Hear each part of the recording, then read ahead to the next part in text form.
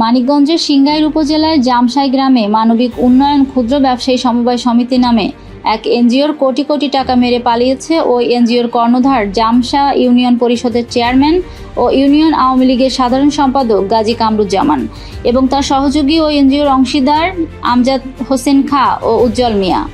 গ্রাহকের প্রায় 200 কোটি টাকা নিয়ে তারা উধাও হয়েছে। এতে নিঃস্ব হয়ে পথে বসেছে হাজারো গ্রাহক। এ নিয়ে ভুক্তভোগীরা টাকার দাবিতে রবিবার 27 এপ্রিল সকালে মানববন্ধন করেছেন। ভুক্তভোগীরা জানান, চেয়ারম্যান গাজী কামরুজ্জামান, আমজাদ হোসেন খাঁ ও উজ্জ্বল মিয়া ভালো মানুষের মুখোশ পরে জামসা গ্রামের শতাধিক পরিবারকে পথে বসিয়েছে। কারো 50 লাখ, কারো 40 লাখ, আবার কারো 30, কারো 20 লাখ টাকা উক্ত এনজিওতে লাগিয়েছিলেন। কিছুদিন নিয়মিত লাভ্যাংশ দিলেও গত 2 বছর যাবৎ তারা বিভিন্ন বাহানা তৈরি করে আসছে। গত 5 আগস্টের আগে তাদের বিরুদ্ধে কেউ কথা বলতে পারেনি। এখন তারা এলাকা ছেড়ে পালিয়ে গেছেন বলেও জানান ভুক্তভোগীরা। আসলাম হোসেন নামে এক প্রবাসী বলেন, তিনি 25 বছর কুয়েতে থেকে যত টাকা কামিয়েছে তা সব ওই এনজিওতে লাগিয়েছিলেন।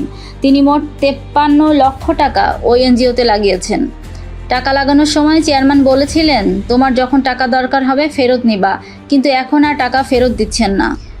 জামসা গ্রামের আম্বিয়া খাতুন বলেন, আমি আমার পরিবারের মোট 50 লক্ষ টাকা চেয়ারম্যানের এনজিওতে জমা রেখেছিলাম। গত 2 বছর তার পেছনে অনেক ঘুরেছি, টাকা দেয়নি। এখন চেয়ারম্যান ও তার সহযোগিতারা পলাতক। টাকা পাবো কিনা জানি না বলতে বলতে চোখের পানি ছেড়ে দেন আম্বিয়া খাতুন। অন্যদিকে ফাতেমা আক্তার নামে এক ভুক্তভোগী জানান, তিনি কিডনিজনিত রোগে ভুগছেন। তিনি ওই এনজিওতে 20 লক্ষ টাকা লাগিয়েছেন। চিকিৎসা নিতে ইন্ডিয়া যাওয়ার কথা ছিল, কিন্তু টাকা না পেয়ে ইন্ডিয়া যাওয়া হয়নি, এমন অভিযোগ হাজারো গ্রামবাসীর। এ ঘটনা বিষয়ে জানতে জামসা নতুন বাজারে ওই এনজিওর অফিসে সরেজমিনে গিয়ে দেখা যায় ওই অফিসে তালা ঝুলছে।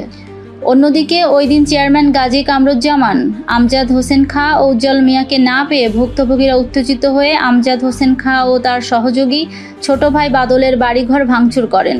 খবর পেয়ে সিংগাইর থানা পুলিশ ঘটনাস্থলে গিয়ে পরিস্থিতি নিয়ন্ত্রণে আনেন।